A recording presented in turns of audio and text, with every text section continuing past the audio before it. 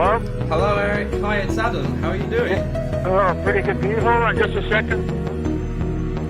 Yeah, sure. Go for it. Okay, I'll be right back. Hold on. That's fine.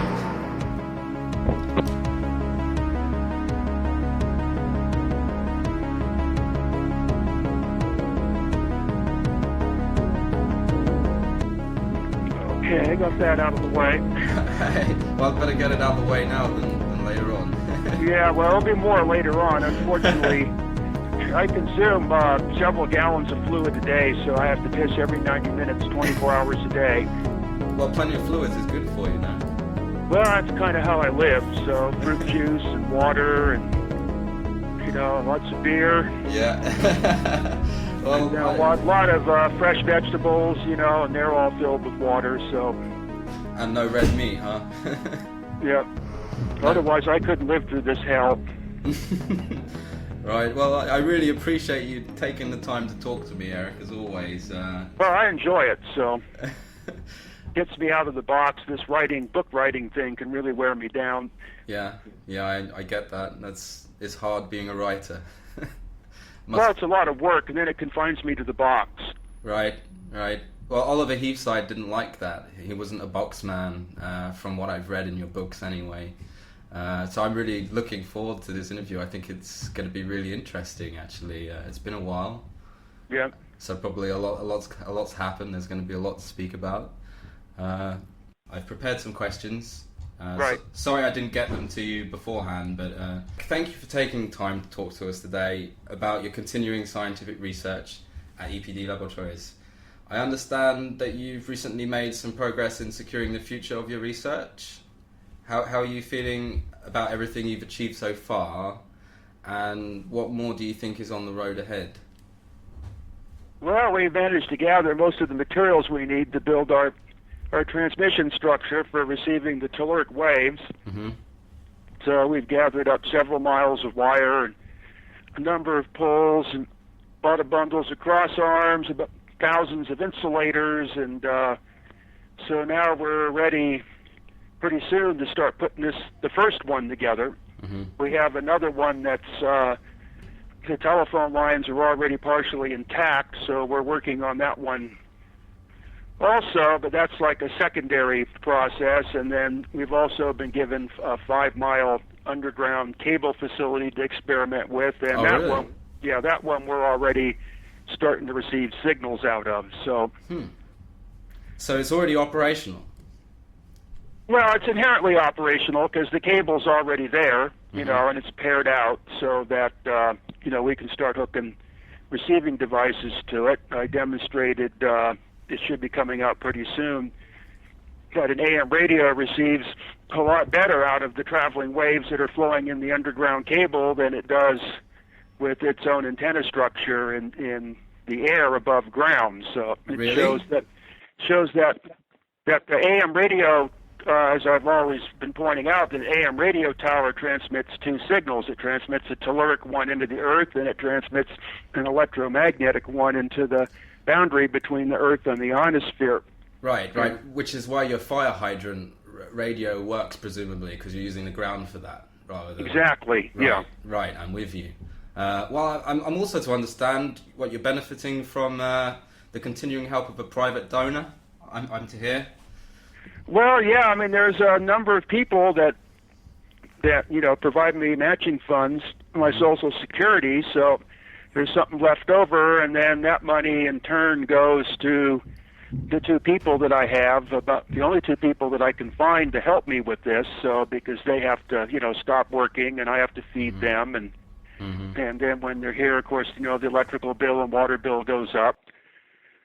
So that's a very expensive process, and so that's got it so that I have some help in this because I'm starting to get rather aged, and I don't know if you know it or not, but I'm in the process of going blind, and so that's already been partially corrected. Really?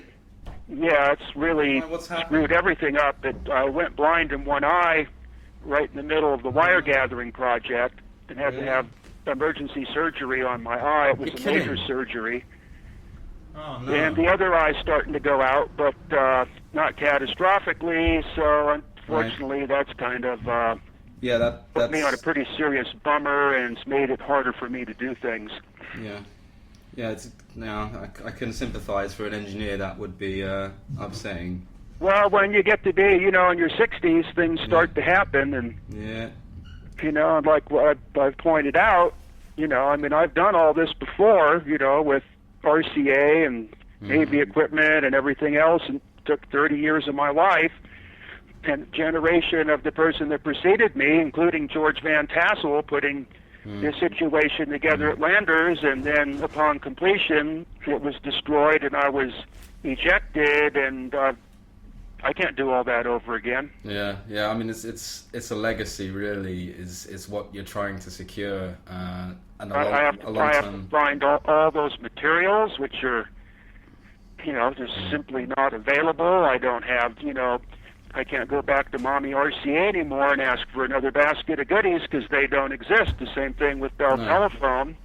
I don't have the energy that I did when I was 19 years old to, terminate the connections on 1,000 telephone pairs or drill 500 holes or... So I don't know really how I'm going to go about doing this again. I've come up with an estimate to try to get reestablished back to somewhat where I was is $850,000. Wow, that's a lot of equipment, of course. No, not really. Really? The bulk of the money that's being consumed here right now is rent and insurance. Insurance is hideous because basically we have become a public utility.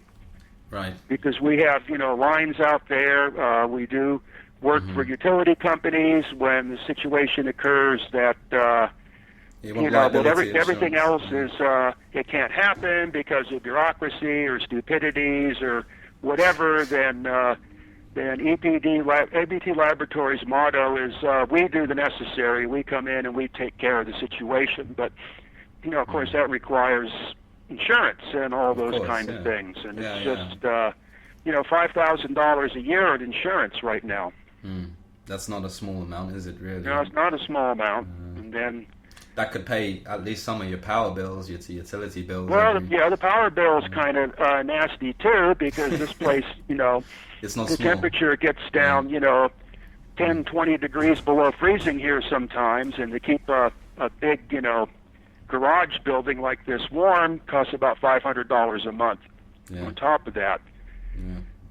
So it makes it, and I'm not at the point yet, I don't really have like racks to start putting the system together. I don't have the three-phase power connected, or I don't even have shelves to put the glom on so that I can start taking stuff apart. It's just there's loose ends everywhere. So it sounds like a lot of work. And then the process of going blind, and then also I got 600 and some odd thousand miles in my car, and there's things I got to do there, and it's just it's overwhelming. So at any rate, what's being attempted with this fundraising campaign is to secure the building finally, so it's entirely in the ownership of the organization, and then to make it more usable in that that it has some kind of material handling and shelves and that kind of stuff, and all the insurances are procured, and I forget exactly right off. Aaron and I sat down and did a whole that's budget. Right. I think I've seen that. I think you said maybe $35,000 or something dollars left. I think it was something to actually own the building outright. Was it, or was it more than that? It might have been more than that. Well, we're looking at, because there's all these lawyers and title companies and extra insurances and things, so that comes up to usually be between 10 and 20% of the cost of the actual building, so that's estimated to be around $35,000. The complication that exists right now is the book sales and all that stuff has dropped off, and there's no longer enough money in the bank to cover the rent and the power bills. So ultimately, you're just trying to secure the long-term future of EPD Laboratories and the whole seismic project. I mean, it really rests in the arms of this building. If this building can't keep you, are you going to be able to do this? I mean, that's what it boils down to, right? And Yeah, I mean, the building, even though it's not favorably located and other complications, this is what we got. You know, we have to operate in this particular location because the government operates in this particular location, and they are supporting our work. So the university has just given us one of their seismograph stations that they don't use anymore.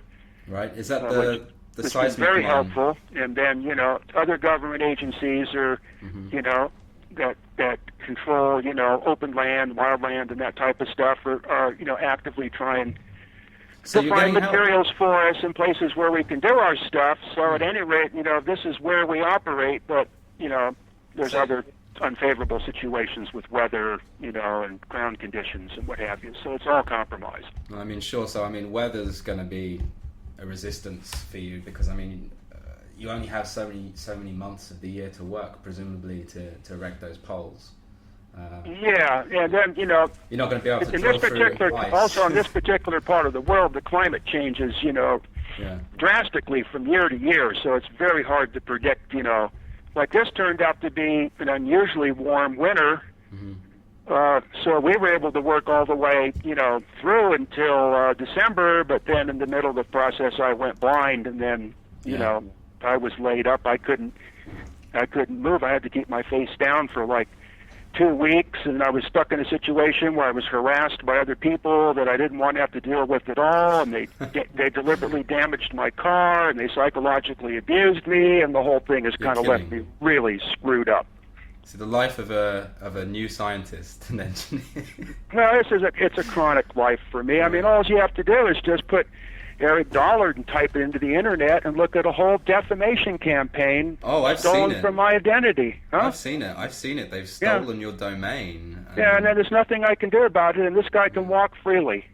Yeah. What am I supposed to say after that? I don't think he's going to walk freely forever, to be honest, Eric. You know? Well, the damage he's done is irreparable because we lost our security clearance because of it. You're kidding. No. When you say security clearance, what is that? Is that a... Well, certain interactions with, you know, certain operations within the government will no longer be possible. We no longer can have a security clearance because of this idiot. So he did permanent, irreparable damage to the organization. So it's basically what's happened has affected the interest of the scientific... it's political changes, how politics affects science, really, basically, is what it sounds like. I mean, you said this to me before, right? Political change or development equals scientific destruction, and nobody seems to care about that. And that's sad because I've been following your work for so long, and, you know, I saw the SBARC lecture when you explained how Tesla's technology works. I was completely fascinated, and you've never had a problem explaining it. And it makes no sense that you come up against such opposition, and it's not clever opposition or intellectual opposition. There's no kind of intellectual argument or philosophical reasoning. It's just a diatribe of accusations, defamation, and it's like, for God's sake, are you scientists and are you actually going to judge it based on Eric Dollard's mathematics, you know, on the basis of his work, or are you going to try and attack his character? I mean, it's not scientific, is it? To do that. No, well, I don't know. I mean, it's all these complications. So the thing with Azab is the guy he's a psychopath, suffers from multiple personality disorders, demon possession, and the whole thing, and he's just like some, you know, horsefly that landed on my flesh, and I can't get it loose. I know, but the point I'm making is, if you want to be scientific, if someone wants to be scientific, you judge that on the body of their work, not the character that produces it.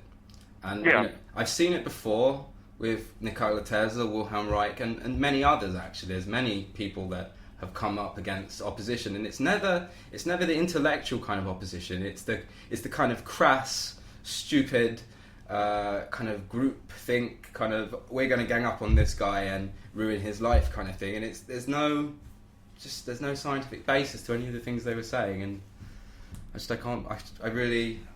struggled with that, and I'm really sorry to hear that you're still dealing with this crap, really. Yeah, well, ultimately, you know, because I live in the bushes, it doesn't affect me directly, but it affects me in a roundabout way when it's time to go do business somewhere. Yeah. And I have to hide my identity because of the identity theft and the defamation on the internet. Yeah, if It's someone a looks up very your name. uncomfortable situation. Yeah, I can understand that. I mean, you're trying to raise money for a revolutionary system using Tesla and Alex Anderson's work. It's completely mathematical. It's completely scientific. You've described it. You've written books about it. Symbolic representation of alternating electric waves and symbolic representation of the generalized electric wave. Without using calculus or Maxwell equations, you've done this. It's really interesting. You've spoken about it. It's a landmark work.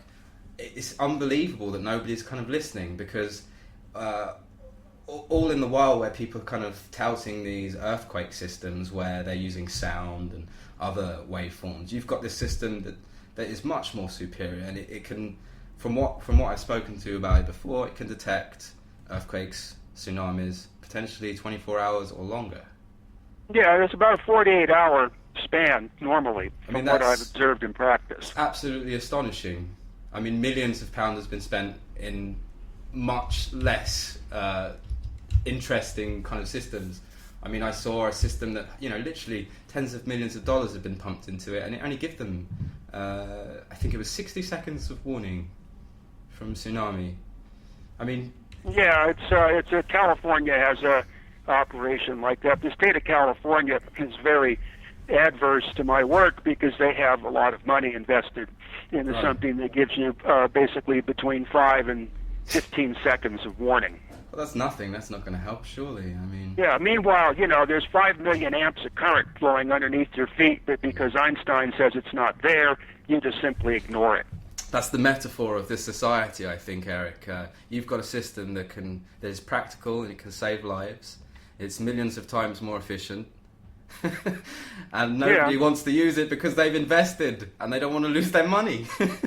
Well, it's not only that, but the theory of its operation has been declared, basically it's not supposed to be talked about. None of these things are allowed to happen in the modern mind state. Or what, like the magnifying transmitter, for instance? Well, electrical waves that are not electromagnetic, that immediately gets you in problems. Right. The thing is with the advent of Einsteinianism and all of that, is anything that regards electricity is shunned. Physicists hate electricity, and they don't want to get into it because they can't understand it because it's a non-physical process, and it comes up with relationships that that defy the physics relationship. So let's just get rid of the thing. So as soon as you talk about having any electrical process, like this growing electric universe movement, let's say, a lot more people are getting interested in that, and I'm sure my work contributes somewhat to sending people in that direction. But to the academia and physicist, is that concept is violently repulsive. Yeah, but they expect you to believe that the sun is just a nuclear bomb exploding. I mean, which you've said before may not be quite exactly as it appears. No, it's Tesla was adamant about that you cannot get energy out of matter directly. There has to be another process involved. Right. And and I'd heard about some Navy experiments from a friend of mine that was a Bell Telephone engineer that worked with the Navy during the initial test when they kept blowing these things up out there in the Pacific to determine their characteristics. And it appears to me much more likely that the energy from the nuclear explosion is derived from external means. It basically shorts out the electrostatic field of the planet and produces kind of like a lightning discharge, and it's not energy matter conversion process. It's simply a trigger thing. It's the same thing as the Tesla theory of radioactivity. That's right. Radioactive materials are susceptible to something that comes from the outside that causes this radioactivity, and Tesla claims he was able to produce radioactive material from non-radioactive material, and Wilhelm Reich claims that he was able to make radioactive material non-radioactive. So That's right. But the thing is, nuclear physics has so much invested into the Einstein fantasy of E equals mc squared, which Einstein didn't even develop that equation. It was Maxwell that came up with it. But we have this idyllic image, of Einstein, and we just must bow to him and worship, his idol. Well, I mean, Nikola Tesla was like yourself, an extremely scholarly man who did not see eye to eye with the scientific establishment. And actually, that's not true. Really? No, because in Tesla's time, Tesla was riding, the wave of a movement that started, way back with, Faraday and Newton and everybody. It was the whole thing. It reached like a height, and Tesla was riding on the top of it. Was in Heaviside and Thomson and all of them. It was a very exciting time. These people were not at odds. All their work was coordinated between them. I mean, their experiments and their theories might not have agreed, but they were heading in the same direction. And then once Albert Einstein came on the scene, everybody was shut up. So it was from Einstein after that. Einstein after, yep. The whole thing was just shot right down, and everybody else, J.J. Thomson, Tesla, Heaviside, all of them were told that they were idiots, and we have this new theory now, and you can just go rot. So a famous person like J.J. Thomson that basically laid the entire groundwork for atomic science as it's known today, including, the terms of relativity and energy to mass conversion and all of these things that, that physics has glommed onto.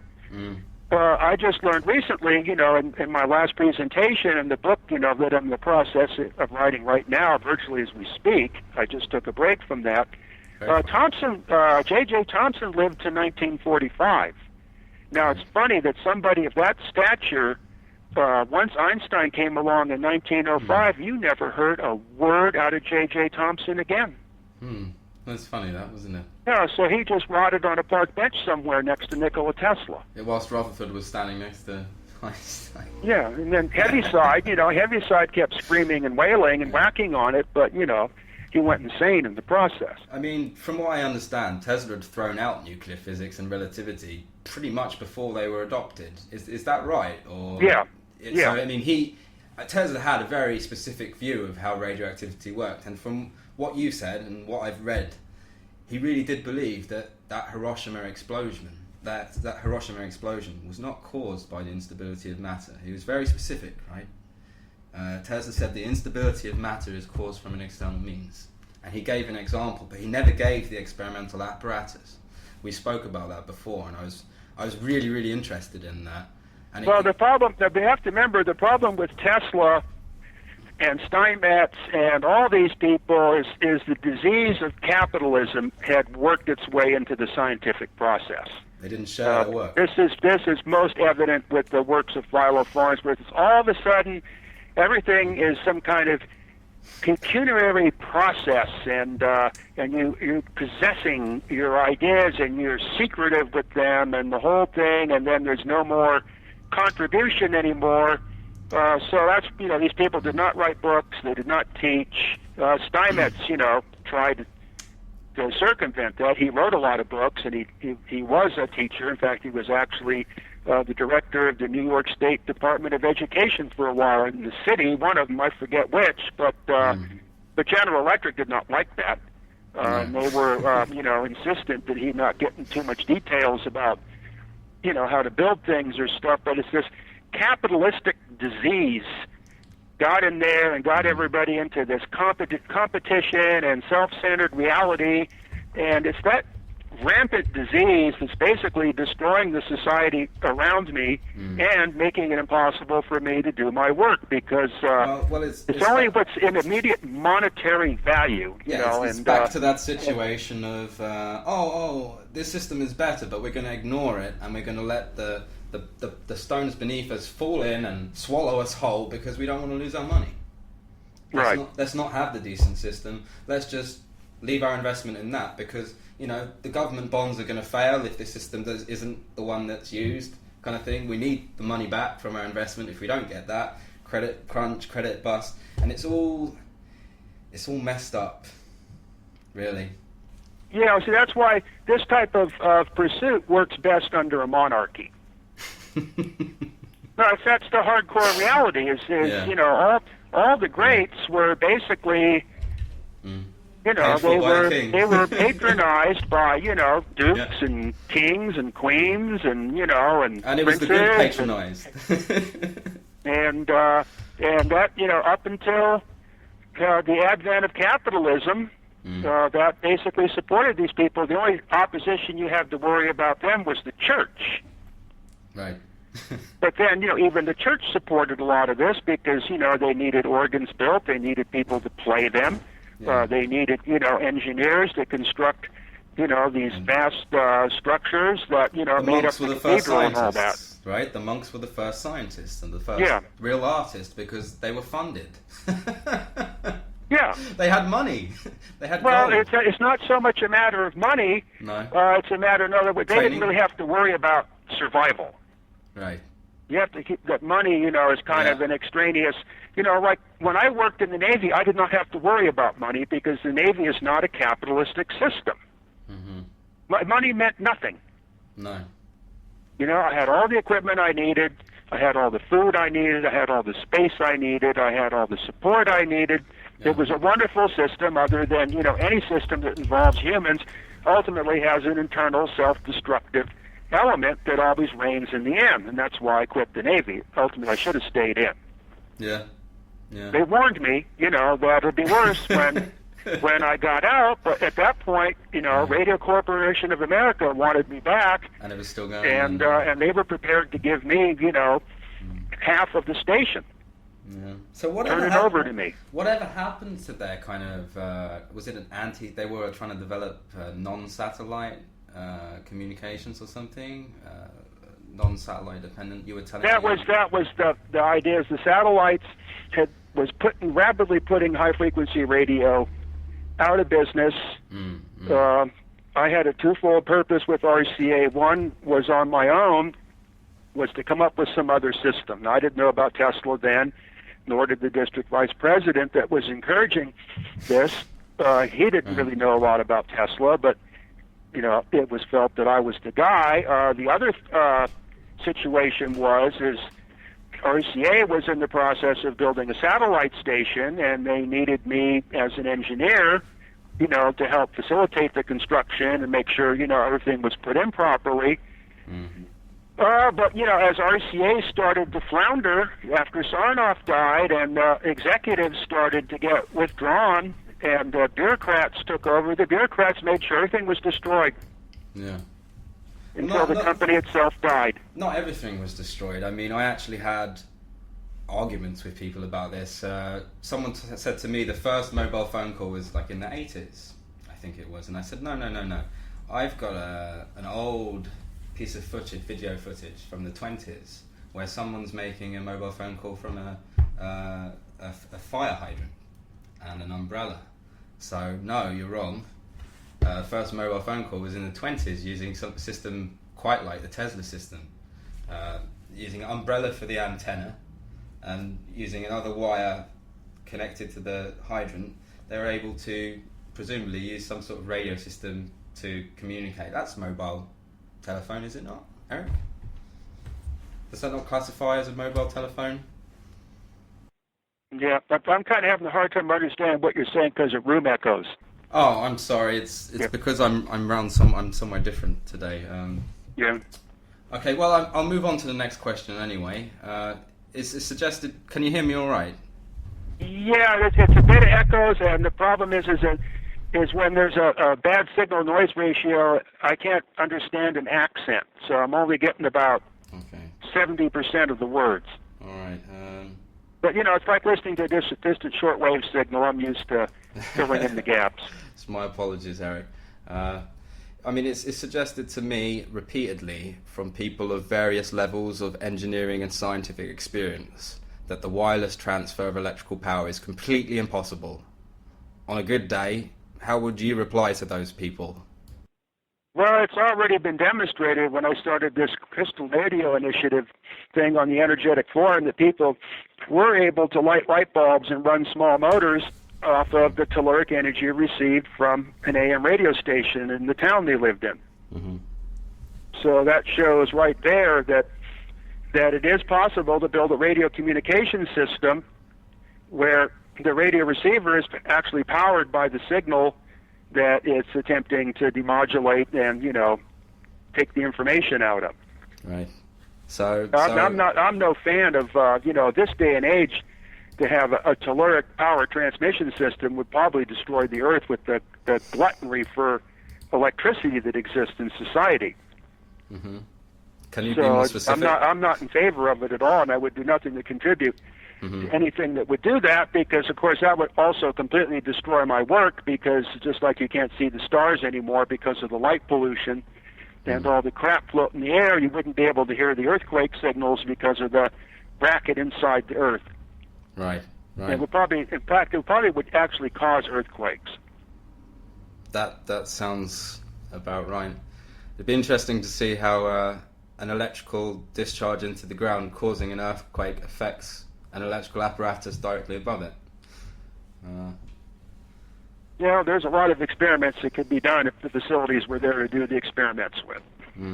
I mean, can we speak a little bit about Marconi's Bolinas? I mean, what you describe as an electrical Stonehenge, the world's most advanced electrical installation. Oh, you mean in Bolinas? Sorry, Bolinas. Yeah. Yeah, can we speak a little bit about Marconi's Bolinas? I mean, you described it as... Yeah, it was, from my historical study of it, Marconi's initial installation was fascinating, even though it really didn't work. When you look at the layout, and what few photographs and what have you I could find in diagrams, this thing was a lot more involved than was ever presented in any textbooks or descriptions by Marconi. And the power level of it was awesome, and the spark gaps and the corona and everything made so much noise it could actually be heard miles away in the town of Bolinas. And the whole thing lit up at night. What do you mean by lit up? The whole 3,000-foot long, 600-foot wide aerial capacity structure, the whole thing glowed when the telegraph key was pushed down. Really? Yeah. Any idea why? Is that just some sort of photo electric Well, it's just effect? the corona and the ionization and the intensity of the displacement currents. Wow. I've managed to reconstruct, from my study out there, the power flow in this thing, and it's the reactive power flow. I mean, I forget how much it is, but it's like 50 megawatts or something like that. Peak displacement currents, I think, were as high as several hundred amperes. So when you got that much electric force moving through space tends to kind of act funny. Kind of like plasma discharges. Yeah, or even more so, because that's what I was getting, with the so-called cosmic induction generator that I built out there. The formative forces are capable of acting in these fields and producing organic archetypes. That's really interesting. I mean, I read several times about the possibility that life is started electrically. There's an electrical process involved, and the whole electrical universe thing connected with that. It makes it real fascinating theory. It's surprising more people aren't interested in looking at this. Well, because it's not really something that the powers to be want you to know about. It's not convention. No, it's anything that, like I pointed out earlier, anything that involves electricity is to be avoided. So, an electrical basis for, the origin and the maintenance of life, which to me makes absolute sense. That's a hideous concept. You tell that to, I think the biggest keepers of Einstein and the haters of Tesla are the astronomers. Right. Why is that? Well, they're married to the speed of light. It's a religion. Right, the whole redshift thing. Yeah, and its space is empty, and dead.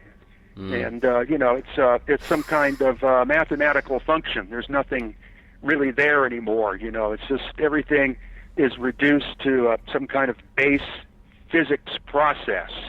Rudolf Steiner had something really bad to say about that. I forget what the exact quote was, but in general, he said when a society's understanding of nature and reality is reduced to the processes of physics, then it's a satanic society. Yeah, it's an order. And It's no all longer I got to do, is open the door and look outside, and be experienced to the roar of the trumpets of Satan, of these things. Passenger trucks here now are getting like bigger and bigger and more violent. And, well, it's a denial and the of sound nature. is like getting louder and louder and more evil, and the people, have shaved heads and skulls tattooed on their foreheads, and they're shaped like lizards, and it's hideous. But is it not a denial of their own human nature? And I mean, Tesla said to observe nature. Isn't that right? Well, it's a complicated process. It's an expression of Satan. We're living in America. We live in a satanic society, a capitalist society. Yeah, right? these archetypes, are archetypes of slime and evil and disgust, and the vehicles represent, aggression and violence, predatory type of attitudes, and the people behave like that. Yeah, dog eat dog, they call it, Yeah. I believe. Yeah, it's that's another There's a banking Darwin, Einstein, modernistic concept that has to be established. It's the very core of the capitalistic mind state. Well, Darwin has a very interesting concept. Unfortunately, it's not complete. Well, the thing is when we're talking about Darwin, we're talking about two different people. We're talking about Darwin, the scientist, and then we're also talking about Darwin, the public figure. And I think you're going to even find the same thing with Einstein. Right.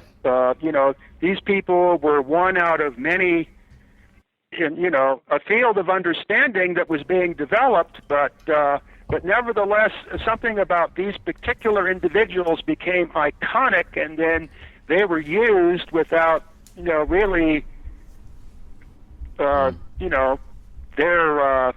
own wishes or desires being met to make this public display. They did the same thing to Steinmetz towards the end of his life, to make Steinmetz into this massive hero.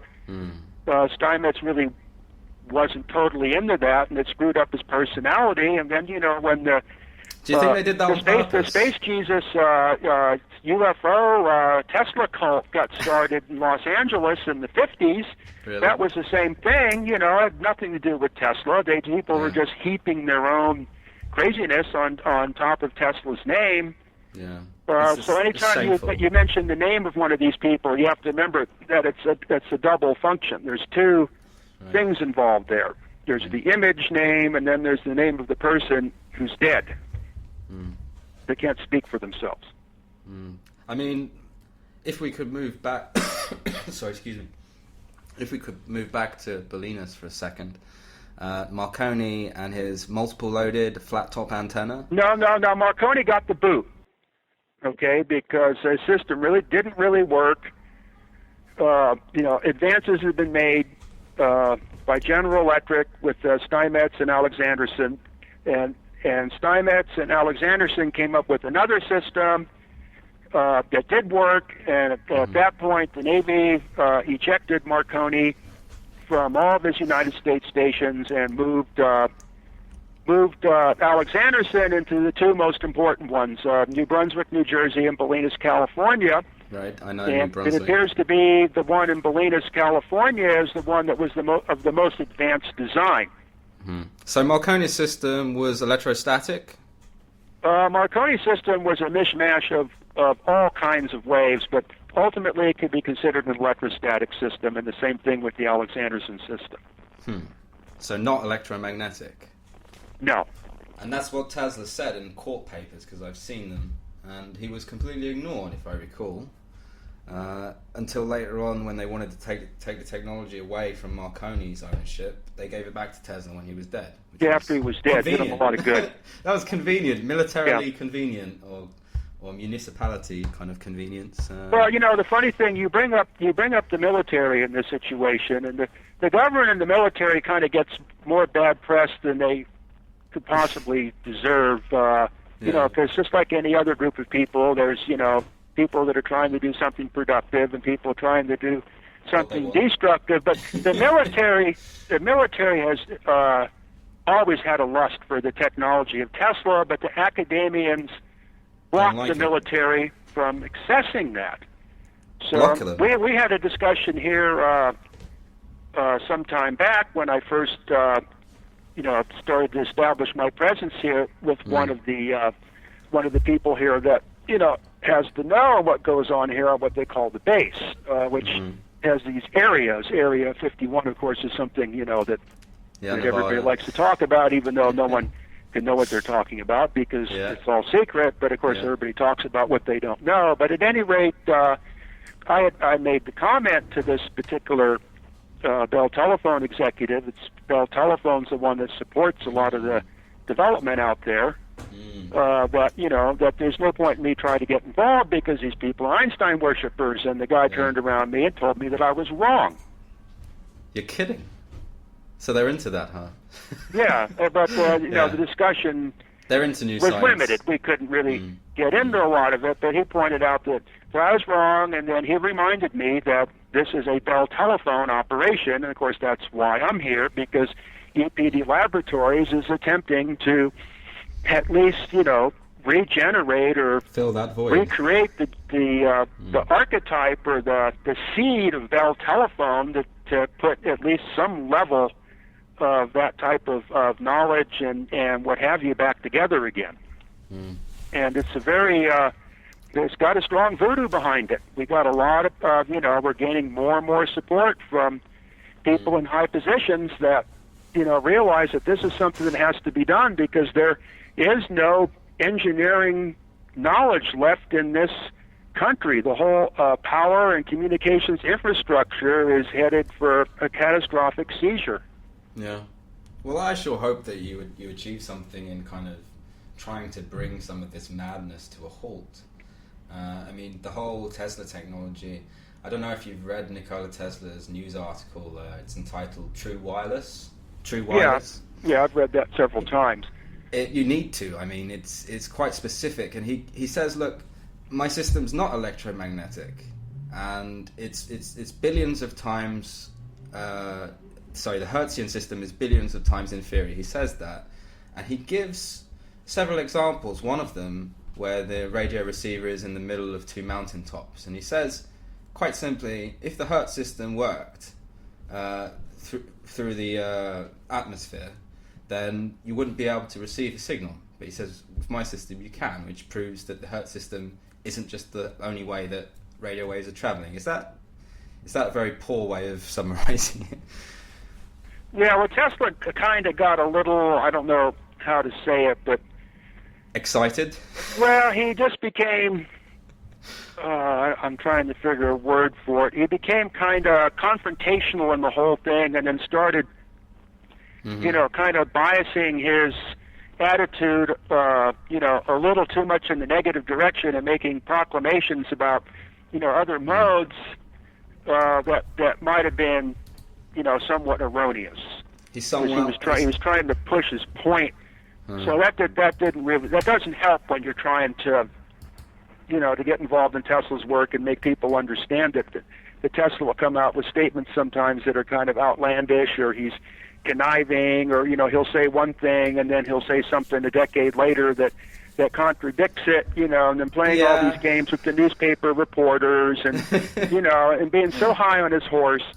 And the whole thing is Tesla did not really help himself in the situation either. No. But I can understand that because, I have a philosophy similar that is really there's nothing gained by being nice. Well, maybe he was bitter.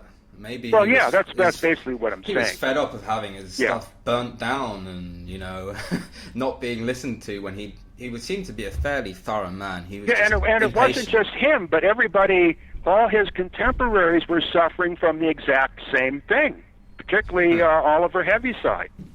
What about Charles Wheatstone? Wasn't he suffering? That was all beforehand. Right. So he was rolling in his grave at 1,500 RPM. Well, that's getting back into the more, primordial experimentation. There's multiple, there's all kinds of interpretations that can be made on that experiment. But nevertheless, it does gives you the idea that, there's other modes of propagation other than that one that's tied into the one over the speed of light squared. Yeah, and the earlier textbooks, will indicate as such to one extent or another that it's by famous people, some of the people that wrote, basically all the theoretical material that Bell Telephone built its work on, like Ernst Gilliman, points out right in the very beginning of his book on his second volume of the book on electric waves and oscillations that there's all kinds of different waves. Well, I mean, I'm quite interested in this pi over 4 and what pi over 2 times c. So that Wheatstone gave a velocity of 157% from what I understand of the constant light that Einstein gave. And I've spoken to you previously. And yeah, but now you have to remember what Wheatstone was doing was not an electromagnetic wave, some kind of surface wave, and we don't really... So basically that's why I point out that not all electric wave propagation employs a velocity. Yeah, you said it has no velocity, right? So there's other relationships between time and space other than velocity, and then there's relationships in which time has no part at all, or space has no part at all. These are the general forms of electricity, and so this faster than light or slower than light or whatever is kind of a distraction. Because we're not dealing with anything that operates in that system of dimensions. We're dealing with something different. Which is why your CIG shows this energy disappearing. From what I've seen on the graphs, you can show... Well, right. Now, that's another thing that's been left out of all the equations, but nevertheless, as Ernst Gilliman points out in his book, when the phone companies started putting up these open wire transmission lines, across the country to carry the long-distance signals, it was found, at the carrier frequencies that about 5,000% more energy was disappearing into the dielectric field than could be accounted for by the loss in the insulators. So what's going on is you can have a situation where you have the leakage of magnetism, which is electromagnetic radiation, where magnetism is lost to space, but the leakage of dielectricity by, a process of movement through space and not, heat consumption in the insulators, you have, in that case, you have energy disappearing in the counter space. Right. I'm familiar with this. So not only do you have electromagnetic radiation in space, in this case electromagnetic meaning, the electromotive force of a varying magnetic field or a magnetic field moving through space, but you also now have another type of wave that's the dielectric wave that's disappearing into counter space. And this is I'm writing on this right now in the chapter. I'm in the process right now, amongst also other things I need to do, like trying to get my next presentation together. But this is similar to, because I'm talking about the ether, is I'm actually showing that, it's quite conceivable, there is this process, I can demonstrate this process mathematically, that, energy is disappearing in the counter space. So if energy is disappearing in the counter space, just like electromagnetic energy is disappearing where is it going? In space, well then, where does it go, and how do you receive it back out of counter space? You see so now it's starting to sound like a Tesla system. Well, but I mean, I can't make speculations because until I can string this stuff up on telephone poles or or build a rack filled with it, I'm not going to make any proclamations. I mean, this all fits in with what your book on four-quadrant theory is that right? Where you've got the kind of dielectric and the magnetic, and they're kind of inseparable. But if they were separable, then electricity has no velocity, kind of thing. Is it something like that? Yeah, well, the velocity is an outcome of a certain interaction between the magnetic and dielectric field. Right. So if there is anything, but not all interactions. Ah, right. I'm with you. So not transverse. Only in the transverse, and then there's all these complications that are surrounding the thing that no one wants to talk about. Basically, there's various branches of science. Electricity was one branch of science until Einstein closed it down. Yeah, until it became physics. Then there's physics, okay, which deals, with the relationships between energy and matter. And then there's another one that's no longer thought of in its own terms anymore, and that's optics. Oh, really? Yeah. Now, optics is filled with more mysteries than almost any other branch of science.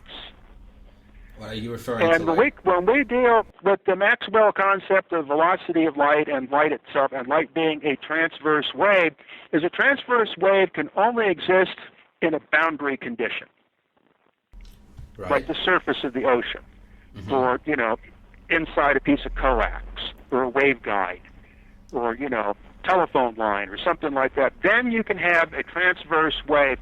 But in a continuous medium with no boundaries, you cannot have a transverse wave.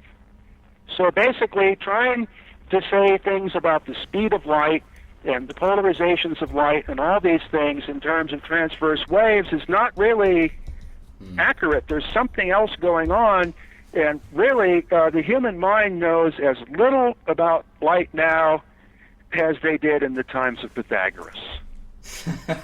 Well, that's a statement and a half. So the whole thing is really no more than a giant prop. Like the model for the electron, then, I suppose. Yeah. Yeah.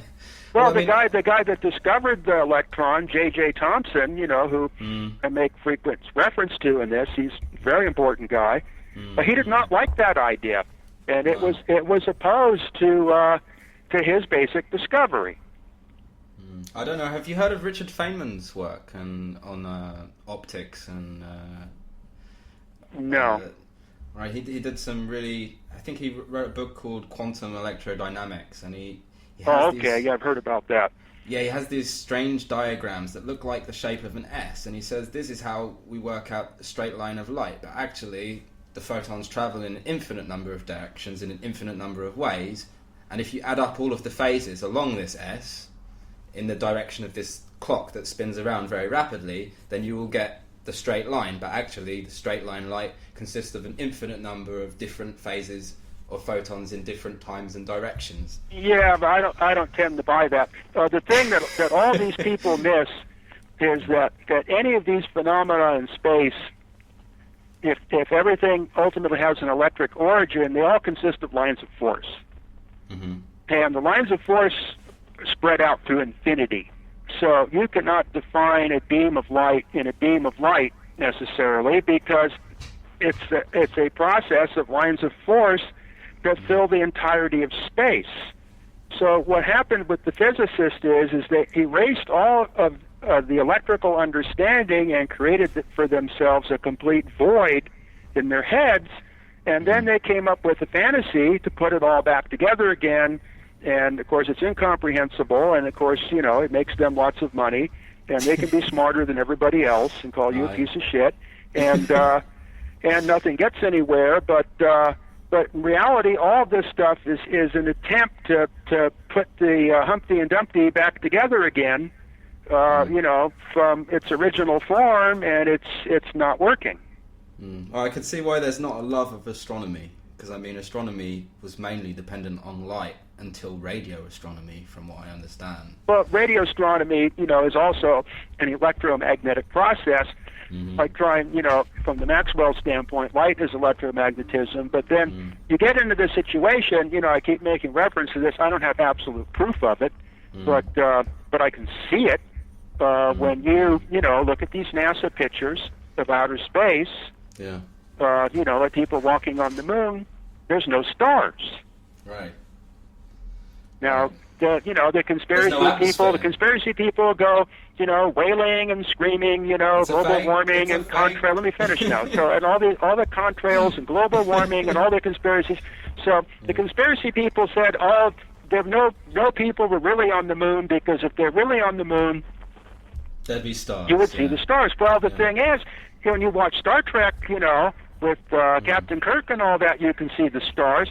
So what actually proves the other thing is they really were on the moon, because you think these people would be that stupid in Hollywood that they wouldn't put stars in the background? Yeah, right. So there's no atmosphere on the moon.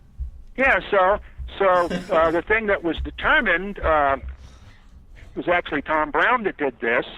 Oh, really? Is somehow this question came up, and he got very persistent in tracking down, certain people in NASA, and actually was able to make contact with some of the initial astronauts that reluctantly, related that. No way. That you cannot see primary light in outer space, and it caused a kind of psychological complication, and they have to be debriefed on it afterwards. That's shocking. So you can only see reflections. So now here we have a situation, if we start to look at this, logically, okay, the Einstein endearment, at its full glory is, it takes millions of years for light from remote parts of space to reach the Earth. Well, the thing is, if you can't see the light of the sun in outer space, then how can you say that it takes time for that light to go from the sun to the Earth? Because you can't turn the source of power on and off to determine the propagation delay. So what you're doing is you use the concepts of electromagnetism that you can measure a delay, and then you infer that process is happening on the sun, but is that really what's happening with the light getting from the sun to Earth? Is there another type of propagation, or is there any propagation at all? And does this delay really exist? So in other words, if you had a way in order to access the primary form of transmission coming out of primary sources of light, which is not light yet, whatever you want to call it, but this primary force, there might not be any time delay, or the time delay could be totally different. Well, I mean, that's like saying if you could make the moon just disappear, how long would it take for the ocean to respond? I mean, that would be the same thing. Is it a string that's connecting those two things, or is it a wave? Yeah, and the thing is you have all these lines of force, you have waves, and all these, but you have to remember all these things are constructs of the human mind. We still don't know really what it is, and Steinmetz actually came out, boldly enough to say in some paper he wrote or some presentation he gave, the human mind's not capable of understanding these things, and it will continue to produce erroneous theories forever. It's non-intuitive. It's non-intuitive, like center of gravity and center of mass. They're not necessarily intuitive things until you really take a look at it and get some they results. don't. But when you sit down and you think about it logically, they don't make any sense. No, they don't. So, so we're told, there's this molten core in the middle of the Earth, and that makes the Earth, a big bar magnet, and that's why we have a magnetic field. And the gravity keeps getting stronger and stronger and stronger as it gets tighter and tighter and tighter in the center of the Earth, but that doesn't make sense. No. And then the thing is a molten iron has no better magnetic permeability than non-magnetic materials, so it can't concentrate magnetism. But what's called the Curie effect is permeable materials lose their permeability at a certain temperature. I think it's about 1400 degrees or something for iron. So none of these things, and then the thing is, if you think in terms of center of gravity, well, there's got to be a point inside the Earth, or we could say a certain of zero mass, a spherical shell of certain radius where the mass inside the Earth pulls towards it, and the mass towards the outside of the Earth pulls towards it. So at some point, via some integration constant, maybe 1/3 the way through, or 1/2 or something like that, all of a sudden there's going to be another boundary where the force is going to go in the opposite direction, and you're going to have a hollow Earth. Right. That makes some of the diagrams I've seen of Tesla's system make more sense, because I don't really understand all of your working, but it's quite fascinating, this whole idea of transmitting power through the Earth. I mean, the thing that's obviously a concern, probably to the military as well as any engineer, is that Tesla said that the Earth could be destroyed by this kind of thing. Yeah, mechanically, because if you found its resonant frequency, and Tesla was able to build mechanical analogs to his electrical transmission units, which would be monopolar, so there'd be no action-reaction, so you could transmit a force into the Earth without having to back your rear end up to the Moon or Mars or something to push against. Then, he gave the resonant frequency of the Earth, and you could cause, continual buildup of mechanical force until, earthquakes and other things started to happen. And that's, what he managed to accomplish electrically at Colorado Springs. He was able to bring the Earth into resonance on one of its harmonics, and the thing just became a giant fountain of electricity. Ah, yes, because the tectonic plates moving going to generate electricity. Is that? Well, no. He wasn't doing it mechanically. He was doing it electrically. Huh. So he found the frequency of the Earth where the energy would just keep building up and building up and building up, and that's interesting. I mean, and there's nothing lost. Every cycle compounded on the one preceding it, and after this thing had 4 or 5 minutes to charge up, the electrical movement had reached enormous values, and you couldn't really turn it off because it wouldn't stop immediately, because now you have this giant momentum, surging back and forth inside the Earth, and it's going to take time for it to dissipate. So it's also quite possible that Tesla found a certain threshold point where this fountain of electricity derived its energy from another source and was no longer connected with the stream of energy over time that he had put into the Earth to cause this situation. So there's a lot of speculation involved with something like this, but for him to produce a standing lightning bolt, for a time interval of at least a couple of minutes, that's more electricity than was involved in his actual transformers. Right, so that's an accumulation. Well, it can either be an accumulation, or it could cause something all of a sudden, the process that hasn't been seen before, to manifest itself. So it's not really, it's kind of like a laser type of thing. Now Tesla made one very important statement early on in this stuff, is that he claimed that his transmission system would not work unless there was a dielectric field on the Earth. He would say if the Earth was not electrically charged, his system would not work. Now, as far as conventional transmission goes, there doesn't have to be any initial charge. In other words, the phone cable does not have to be, the pairs inside do not have to be charged up with dielectric induction before they will transmit the electromagnetic wave, because the electromagnetic wave is the dielectric induction. So is that like an antenna? Is that what you're describing? Well, he is referring to the fact that unless the sea of electricity already existed, he could not transmit. Right. But yeah, it's the usual, Tesla will make some statement and then say nothing about it and then go on to some other thing. So is it kind of like saying that the Earth has to be there for it to work? Well, it's kind of like saying you can't have any sound unless there's air. Yeah. And remember, Tesla was adamant that his electric waves were sound waves in the ether. So yeah, that does come back to the ether, because that would mean... So, does space exist?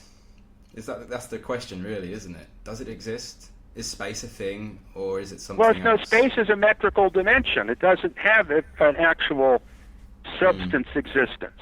It's not like, Einstein and all of them are trying to give space some kind of substance. It has its character or whatever. Space is space. It's what's in the space. So I mean, have you heard of this? Because I mean, you were talking about you can't really see what's going on. You can only see a kind of interaction of some waves, and you're not really sure what the primary thing is. I mean, I don't know if you're aware, but recently someone told me they'd taken a picture of an electron. They in the news kind of thing. And I said, well, are you sure they've taken a picture of an electron and not a picture of an electron which is a reflection from another electron? Did I make any sense? Yeah, so it's... not really looking at what's there. They're looking at kind of a secondary thing that's created from these two primaries. Well, that's actually how, the whole modern interpretation of electricity exists, is you're looking at the shadow, but you're not looking at, the body of the shadow itself. So what physicists has done in the electrical situation is they said the ether and, and induction and all these things don't exist in space, that it's all based on relativity, so there's no body. So it's like the invisible man walking in the snow. You can see the footprints, but you can't see the invisible man because, he's invisible, because something made him invisible. So, I mean, so physicists have made electricity invisible, so now all they're concerned is about the footprints, and what makes the footprints is some kind of mathematical equation that doesn't really seem to be, definable in straight English to make any sense. But so the invisible man's not really there. I've been looking at how much energy the sun puts out a second, and the whole energy crisis thing that we hear about. I mean, isn't it true to say that energy isn't the scarce thing? It's competence, because we're trying to catch what's coming from the sun. And I actually looked how much energy the sun creates a second. It's approximately 500,000 years of civilizational electrical output, mechanically. Yeah, if you can. Well, now there's a certain problem, and this is why I'm opposed to the whole free energy concept. Is first of all, energy technology is not the entirety of the universe. There's other aspects. Energy is just one particular way of going about things. Now, if you were to give humanity, in its height of aggression and gluttony, as I hear outside my door right now with the bellowing devil trucks, and give an unlimited source of energy, because this is a thermodynamic energy-based society, it would burn the whole planet up. Then we'd really be talking about some global warming. Yeah, we'd be cooking. I get what you're saying, because everyone would waste power. It'd be massive. It's just more gluttony. See, that's basically what destroyed Bell Telephone, was gluttony. More. People were not satisfied, with just having a regular telephonic instrument. When I was a kid, the telephone in the house rang maybe twice a week. And when it rang, it was important. It wasn't, because you wanted to idly chat. Or now it's Babylon. Okay, all people want to do is peck their device like some kind of poultry in a laboratory. Oh, it's terrible. It's chronic, and it's just ate up all of this bandwidth. So the Bell system, which is truly the eighth wonder of the world, had to be stripped out and upgraded again to handle all this. And now the new situation, the Bell system was disbanded and destroyed. The equipment was all destroyed. Facilities were all abandoned and looted. And all the people that conceived it died. Oh, just like Bolinas then. And that's the end of it. And so now it's this Babylonian process. Half the time the phone doesn't even work. The signals are all distorted. Well, they're digital now, so it's a completely different. It's a completely different ball game. Doesn't work. Doesn't really work. The whole thing can be eavesdropped on by virtually anybody. And any kind of software glitch, can bring the whole thing down in one big giant crash. Yeah, and we've created this system. And that basically was all created by gluttony. Yeah. A gluttony for bandwidth. Well, there's the level of external stimulation, has meant that the human need for it has been rising at, a hyperbolic rate. It's out of control. I mean, I cycle by the River Thames. I'll do maybe 16, 20, 30 miles along there, and the number of people that I have to move out the way of on my bike, I would hit them. They're just looking into nowhere, into a little death box, right, or a mobile phone, irradiating themselves. They're quite happy. All the people around me, all they do is peck. Yeah. And what's interesting is actually it represents a step backwards, because pecking is not a telephonic communications, it's a telegraphic communications. Telegraph is digital. Yeah. So what's actually happening is a technological retrograde. Is we're moving from the telephone back to the telegraph, and in order to send information telegraphically, it's much more consumptive of bandwidth than sending it telephonically. That's another complication. No, I'm with you, because you've got longer strings of ones and zeros, which Right. take up quite a lot of bandwidth compared with a right? Yeah. Is that So right? so at any rate, it's a you know, backward system. if you have an analog telephone signal, okay, it occupies 3 kc bandwidth. To transmit that in the digital form, the same thing with some degree of accuracy, you're going to require about 8 kilocycles of bandwidth. Really, that much? Yeah. Right. So now if I take, you know, a telephone multiplex group of 24 channels, okay, analog, it takes 96 kilocycles to transmit that with what's called the Type A channel bank. Now, if I do that digitally, like in a T1 system, okay, and I have a Type D channel bank, now all of a sudden it's gone from 96 kilocycles to 1.5 something megacycles. Whoa, that's a massive change. Yeah. That's a massive. That's hideous. So it's a bit of a wasteful society. Is that what you're getting at? It's just it's a massive waste of resources. Yeah. Not thought out. It's Well, now, why is it that half the people in this town need to drive a 6-wheel pickup truck? Oh, because they saw it on TV. No, because it represents their desire for aggression and gluttonry.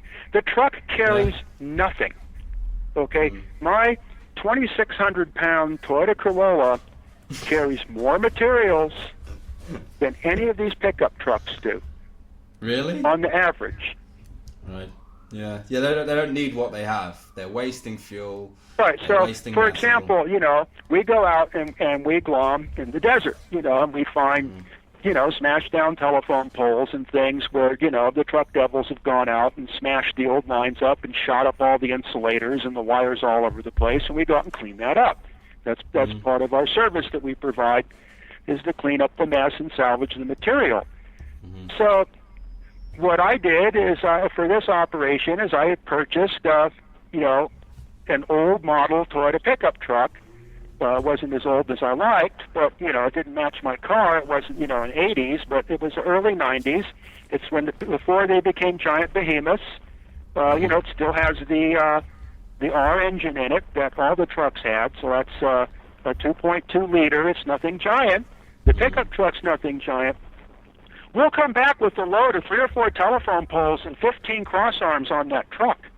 Really? And in today's society, it looks so far out of place from the 6-wheel beef monster that's carrying, you know, a 6-pack in the back and a cooler. Right. Yeah. Massive waste, isn't it? Really, if you think about it. So it's a waste of everything. It's a waste of all the resources, even you know, electrical and information wise and everything. It's all a massive waste. So, you know, they're always punishing the power companies. You know, the power companies, your carbon footprint, you're this and that. Well, I mean, the thing is, with the restrictions on the power companies, you know, and the amount of money that they invest into keeping the pollution down, you can basically eat what comes out of the stack of a coal-fired plant here in America.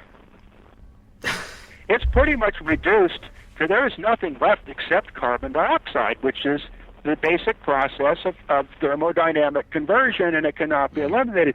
Now, if this carbon dioxide is such a big threat to the environment, which, you know, I can get into why it's not, and actually man's on Earth to generate carbon dioxide because there's not enough.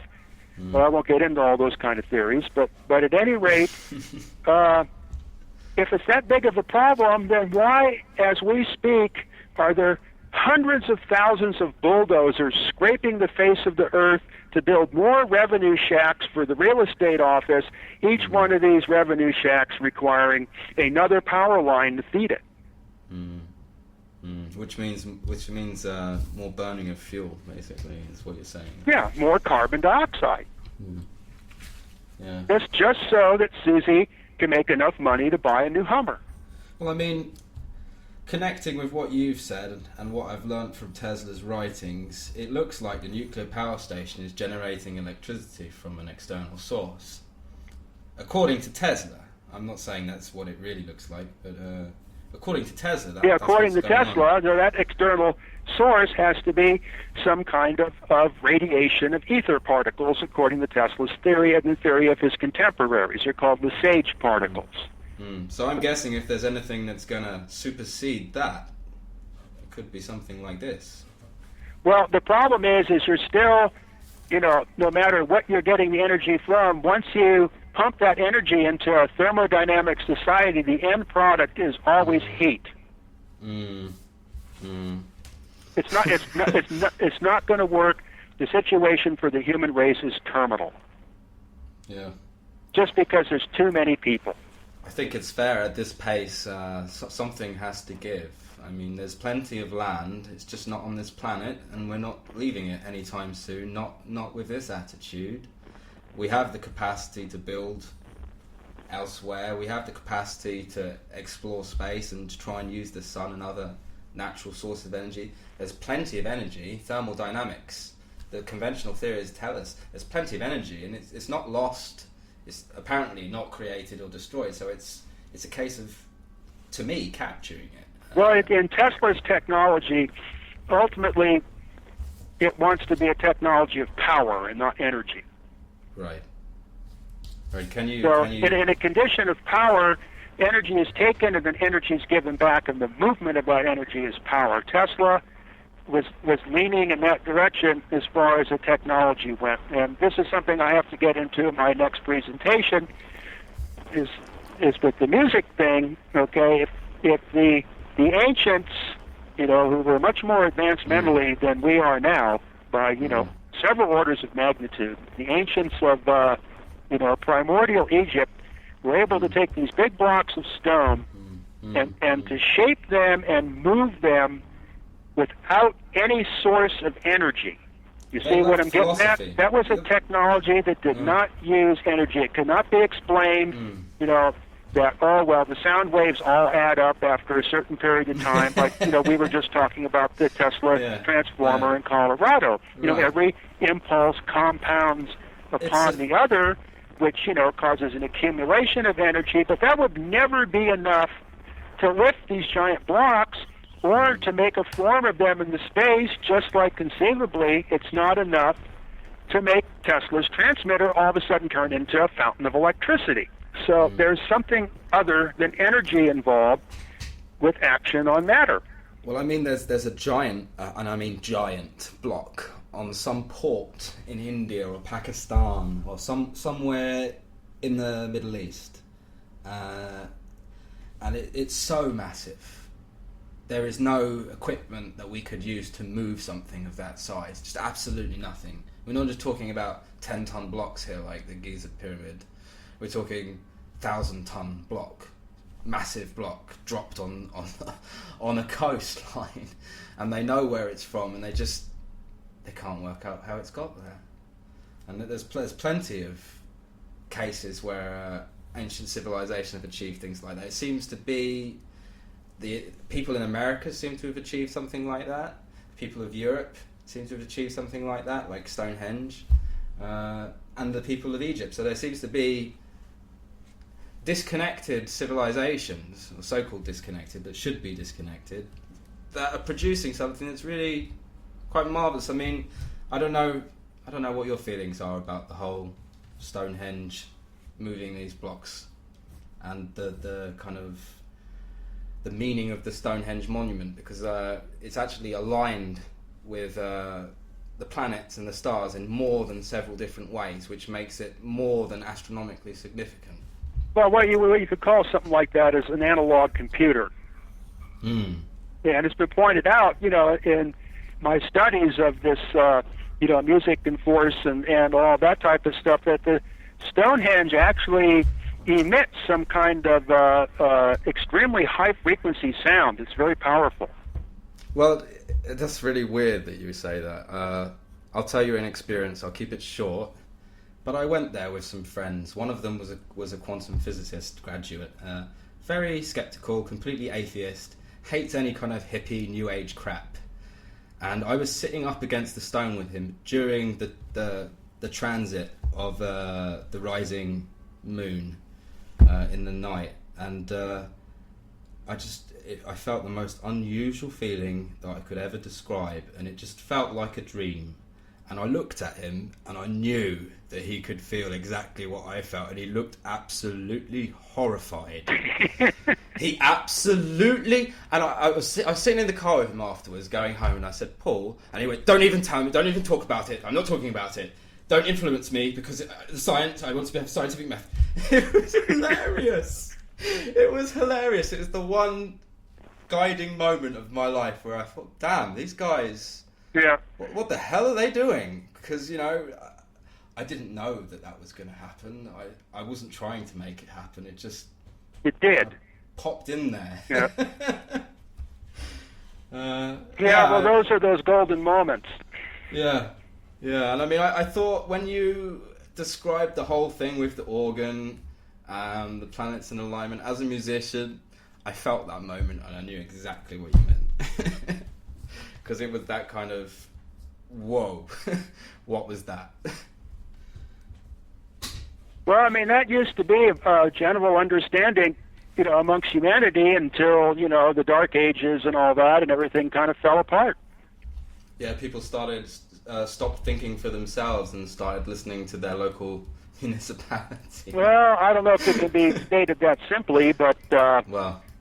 Local church. But at any rate, and then in my studies, it's basically everything ends with Johann Sebastian Bach. Mm. It's all downhill after that, particularly with regards to music. But there wasn't, the further back you go, there wasn't all these divisions between music and electricity and the cosmos and architecture, and when you go back to Pythagoras, these were all one unified element. Yeah, the faculties were all considered part of the same. Yeah, there was no division. I never liked the division because it always seemed like everyone was specialising.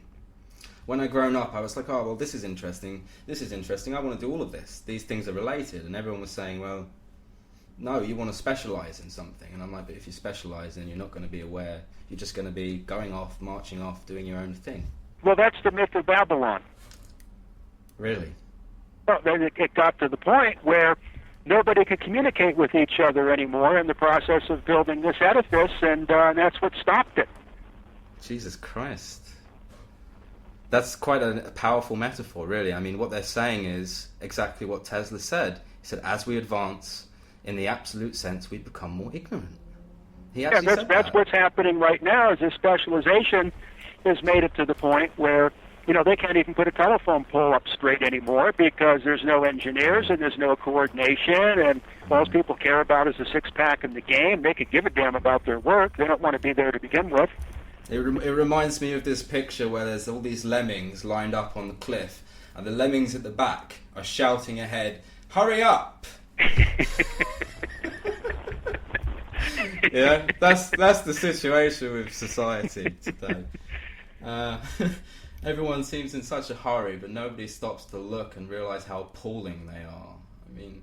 Well, fortunately, I learned that there's some kind of some conscious thread through most people, the most unlikely people, that really, there's some kind of intrinsic knowledge deep inside people that this is the problem, and they really have a desire to find something around that's real. Well, I always liked the way that, I forget his name now, but he said, we are a way for the universe to know itself. Carl Sagan said it, and I think that's quite a good... There must be a reason for us to walk around this planet and put up with this appalling crap that we put up every day, and I presume that's to improve it. Yeah. It's not the destination. In some way, it's the suffering of the journey. So is the Zen perspective. But there's more than just the kind of Zen perspective and capitalist perspective. There's a cosmic perspective. And I think that's kind of the way that the ancient civilizations used to think. Before they had ideas of leftist, rightist, socialism, democracy. What kind of democracy? There's no such thing, right?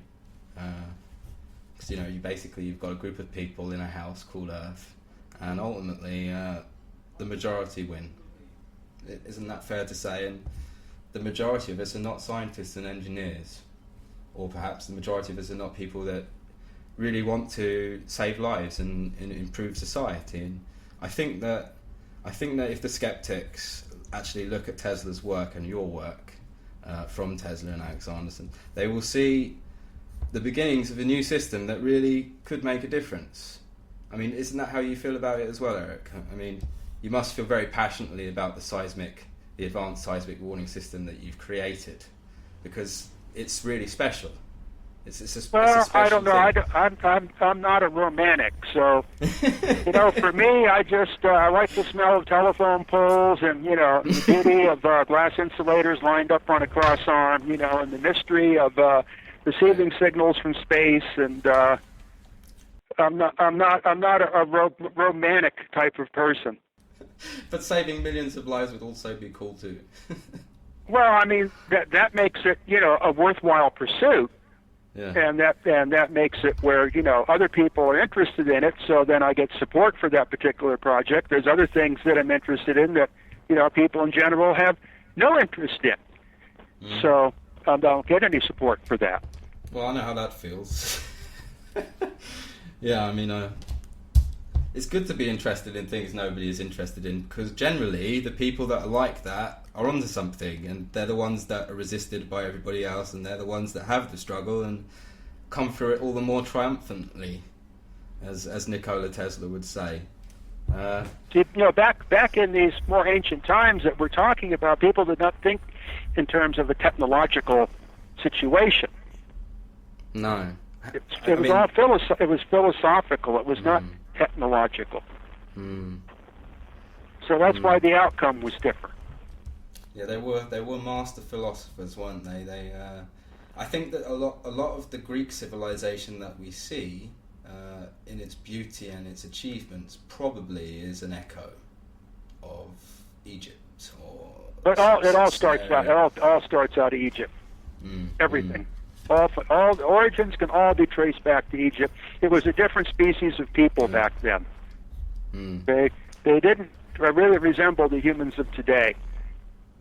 And then over the eons and eons, the human race has continued to degenerate until now. You have basically complete savages.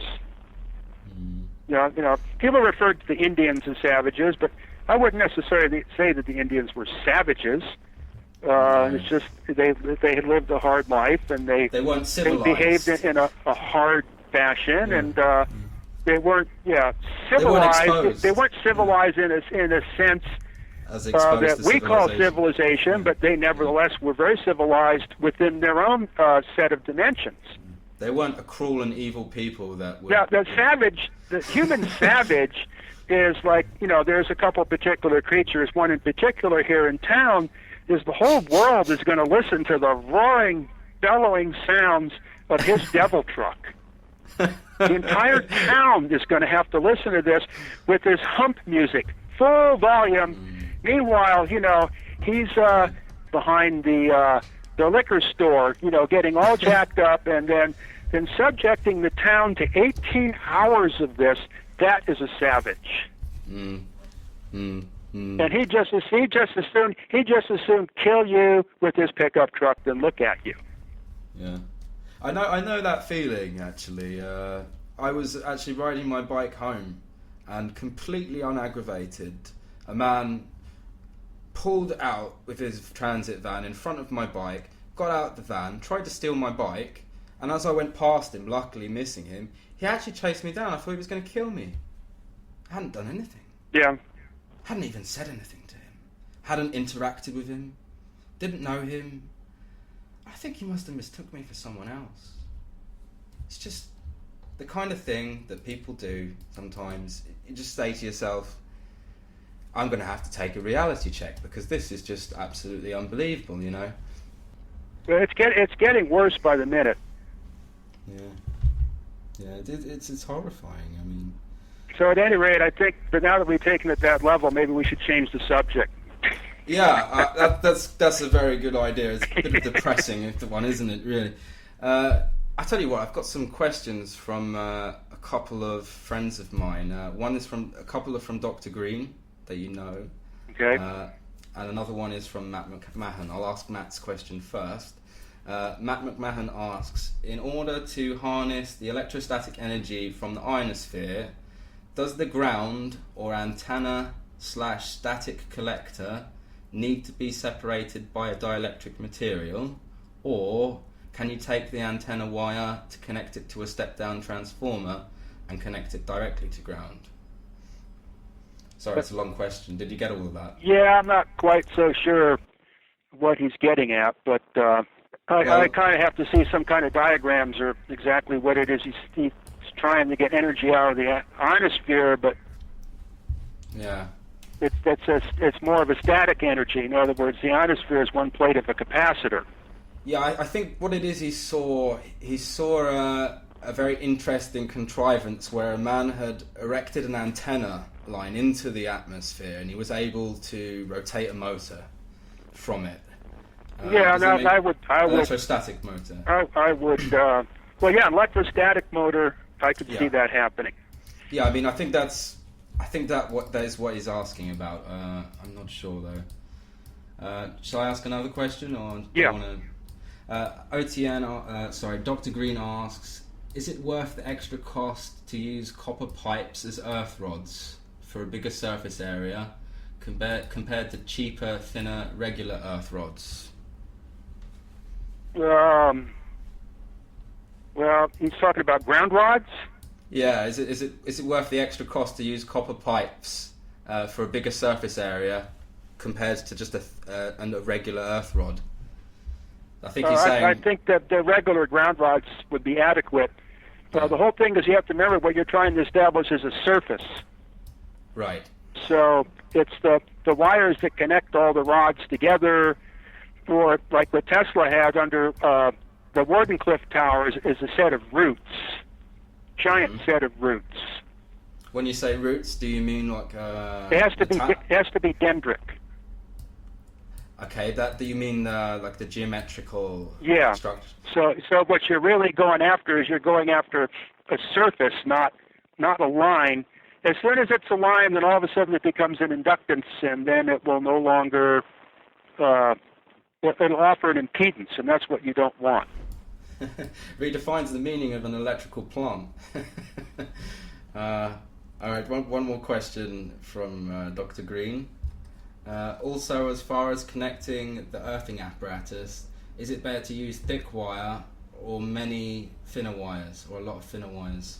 More thinner wires. Again, you're after a surface, not a line.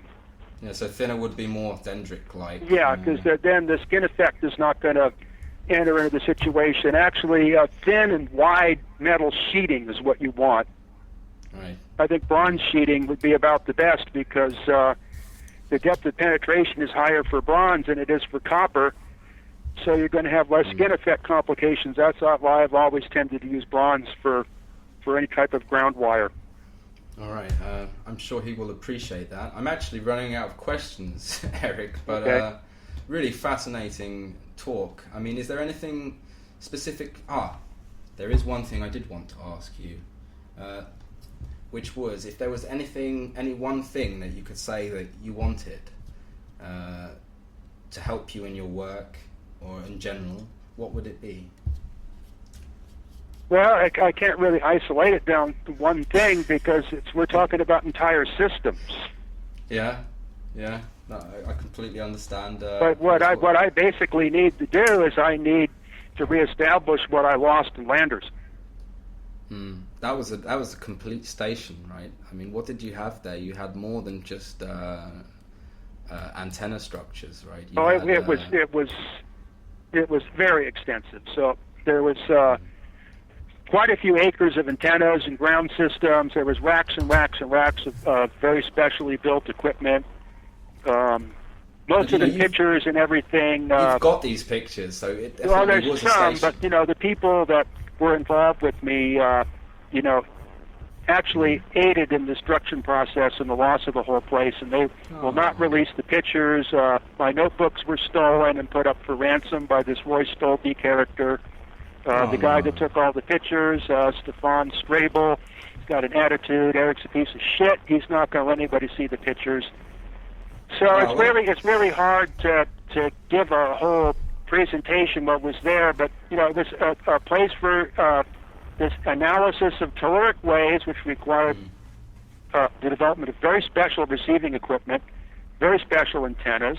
It was also a facility for studying high-frequency waves in the ionosphere, which again required massive antenna structures, required very special receivers that either have to be custom built or like the ones that I had from RCA, they had to be specifically designed for this purpose. They occupy 4 or 5 bays of equipment, several hundred vacuum tubes or thousands and thousands of transistors. I had a parts inventory valued at least $500,000. I had every resistor, capacitor, transformer, coil, tube, socket, connector, wire, all military or Bell telephone. There was no Radio Shack junk or any consumer stuff. All parts. I had a complete manufacturing capability. I could make any piece of Bell telephone or Navy equipment to Bell telephone or Navy specifications. I could produce 1 unit or 1 panel every 4 months.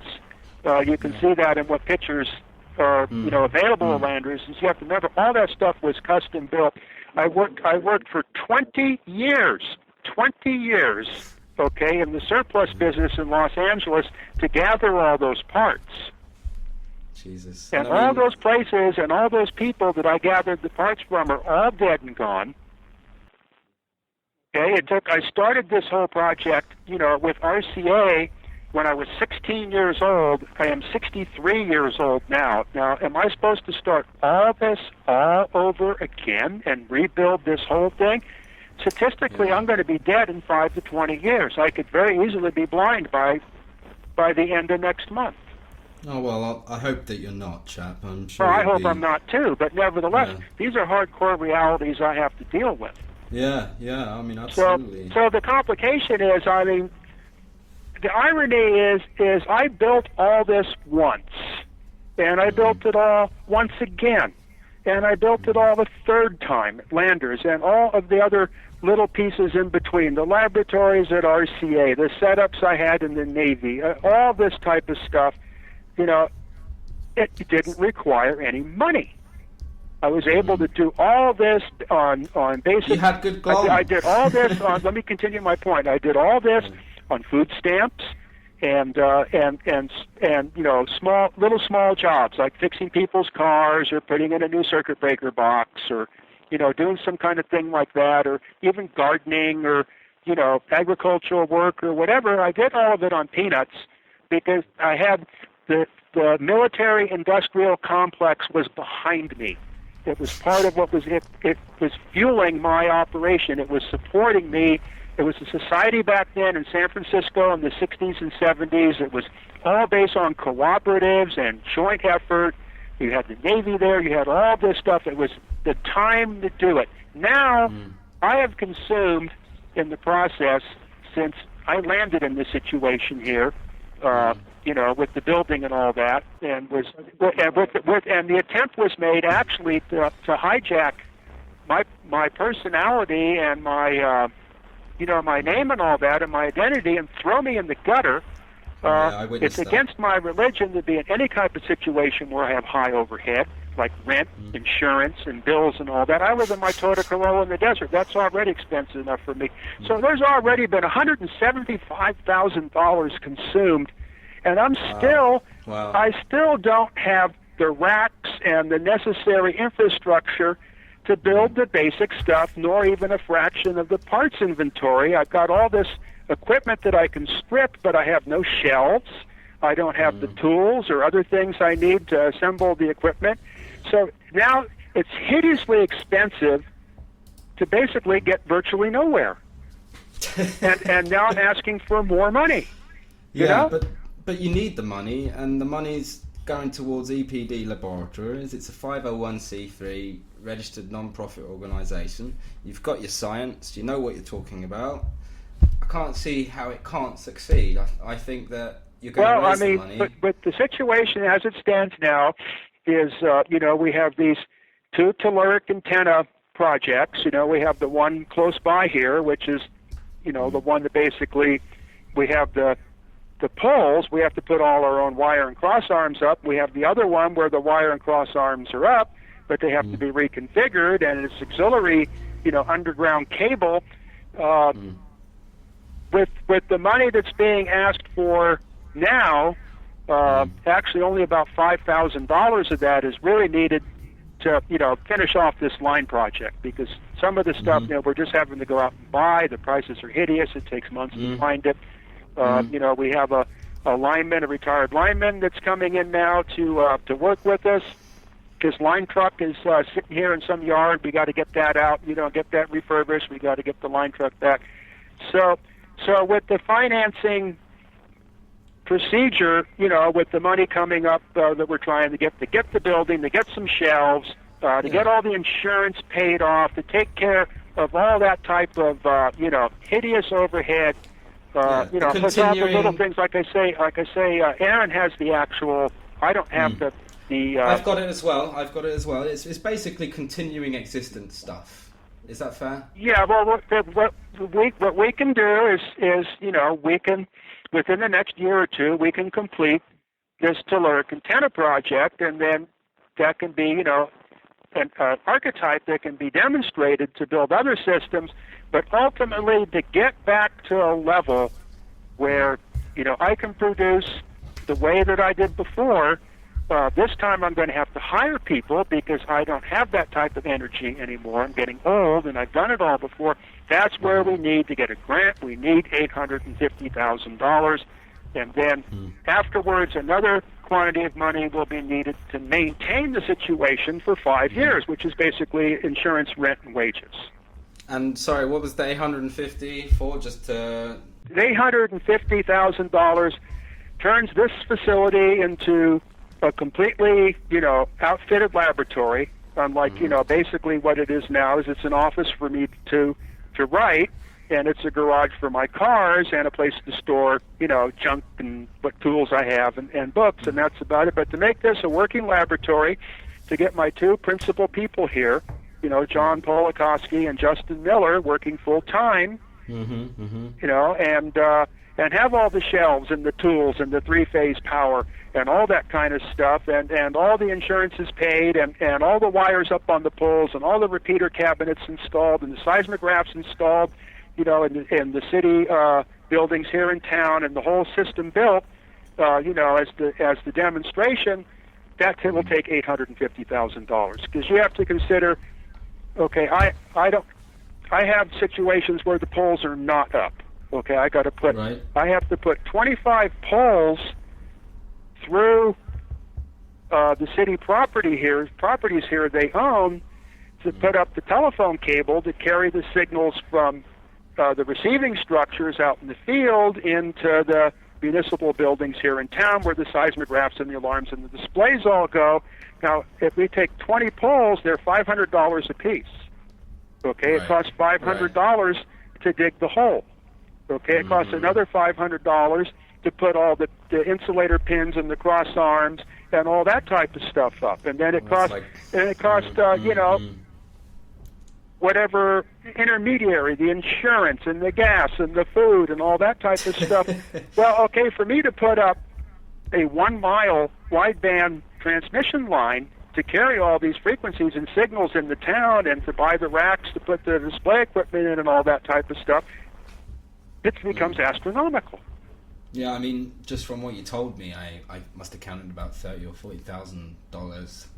I mean, it's not cheap, Eric. But no, the only reason why I'm getting as far as I am now is thanks to the government agencies that have control over the wildlands here in Nevada, is I have inherited 100 poles standing in the desert, already standing. And half of those poles already have wire and cross arms and insulators and all that type of stuff already up. Now, at 100 poles, at $1,500 a piece, if I had to do all that from scratch, you see what I'm getting at? That's it would cost you an extra 150. Yeah, I mean that's the reality of the situation. Yeah. I mean, you've got what, 2 locations at the moment? One public location, another undisclosed location. You've got 2 different antenna fields. Is that right? Yeah, there's one, where I'm at right now, which is the primary one. That's the one that that all eyes are upon, and then we have an auxiliary one about 200 miles away from here, and then that will give us, when both systems are complete, is then we have the stereo signal so that we can start to get a directivity, but then we end up with another giant cost that hasn't even been figured in yet, is the communications link to connect the 2 systems together in a stereophonic fashion. That's going to require, mountaintop microwave. So I mean, it's difficult. Yeah. I see what you're saying. Yeah, you're going to have to synchronize the 2 systems together, which is going to require another system in itself. Yeah, and then the problem is the third system doesn't even exist yet. That was Landers, and that's gone. So now I have to figure out a way, in Owens Valley, where Lone Pine is. To get the City of Los Angeles Department of Water and Power, that owns most of the land there, and that's a utility company, to engage with them to put a third system there that they'll most likely go for. They were, when Landers was intact, these people were all very interested in this stuff because there was something they could see that worked, and then then the next station would be the stereo station. But how am I going to do that? I don't have, I'm basically psychologically disabled right now because of the damage that's been done. My mind out of all this. I don't have the impetus to all of a sudden go marching into the vice president's office of some corporation or the manager of a utility company. All I want to do is hide in my hole in the bushes. I don't blame you, Eric. I mean, you've built the system. The system works. You're trying to share it with people. You're doing all the right things. Hell, you're an engineer. You don't have to negotiate with the public. The rest of your helpers can do that. I mean, you've got the system. It works, right? And you can demonstrate it. I mean, how far away do you think you are from being able to show something like Landers? I mean, allowing the fact that you can't just build Landers again in a short period of time. We expect by the end of this year. Well, I mean, that's great. Yeah, to have to at least be receiving signals. So we can show, okay, here's the system. This is what it looks like. These are the signals coming out of it. Now, as far as a terminal facility that has the chart recorders and and the oscilloscopes and all that, that's a long ways off. Yeah. There's just basically no money for that. So for example, okay, the University of the State gave us the seismic facility because it's analog. They don't want it anymore. So they were just going to junk the whole thing out and bulldoze it, and then the city government intervened, and because we're building this system for the city here. We got it transferred over. Okay, that's fine and dandy. But now that we got another installation out on public land. That's another insurance we have to pay. If we're going to put the terminal facility there, to put all the oscilloscopes and whatever, or at least the preamps and the processing equipment to get those signals ready to be shipped into town. Well, in order to build a standard Bell telephone carrier telephone terminal building, of small size is roughly $175,000 to $200,000. Eric, from an economic perspective, your system is really, really cheap.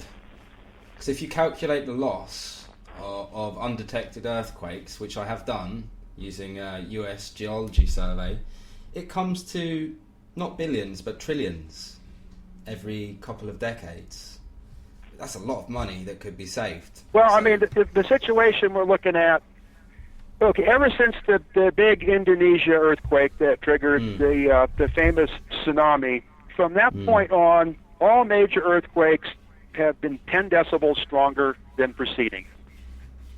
Oh, really? So yeah, it's, the one in Japan, getting worse. Glaring example of that. There's another one in Chile. You know, these earthquakes have gone from 8s to 9s. And everybody knows that the San Andreas fault is due. Okay, and it's going to be nice most likely, statistically, it will be in Southern California, and will be most likely within this decade. Now, you know, with all the money that's being flushed down the toilet bowl or fed to the rats in this society, is, like you say, you know, the amount of money that it costs to do this, you know, which is being snuffed up people's noses in Hollywood right now as we speak on a weekly basis, okay?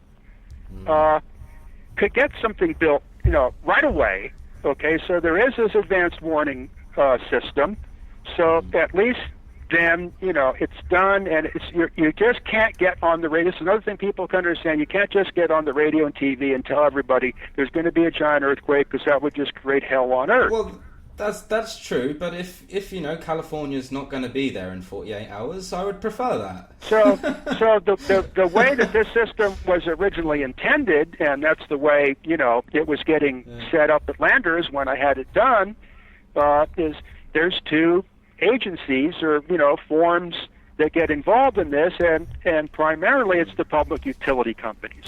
Southern California Gas and Southern California Edison and the City of Los Angeles Water and Power were to be the recipients of this system.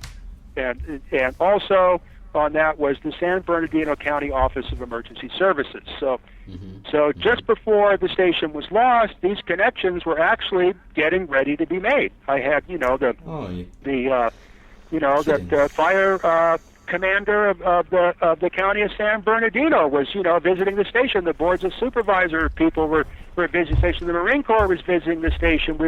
I was at the point in which I was ready to finally interface with all of these agencies, and then, you know, the real estate scams and the conniving and the fooling around, and the whole place just got ripped out right from underneath me, and that was the end of that, and nobody cared.